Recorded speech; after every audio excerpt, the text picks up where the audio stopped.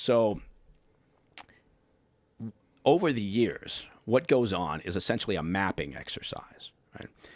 Where whether it's the Russians, whether it's the Chinese, whether it's the North Koreans using Chinese capabilities, whether it's the Iranians, whomever, they're in there probing and trying to understand the weaknesses, and they're drawing up a map. Now, the reason why they're doing that is to have a game plan, right? And I guarantee you, sitting on the desk somewhere not too far from, Xi's office is a playbook that says, if this thing escalates, here's what we're going to do.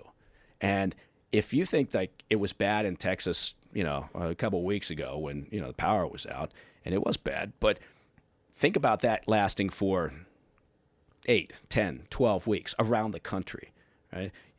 Power grid shut down. What happens? You can't transport shit, right? You can't get cash. Fuel doesn't get to the gas stations. Food doesn't get to the stores. There's, depending on the time of year, heat issues, obviously, water supplies. And that's where the next big battle is going to be fought, right? They're going to bring it to the homeland. And we will do the same thing, right? It's not like we're not doing it, because people always say when I say something like that, well, the U.S. does it too.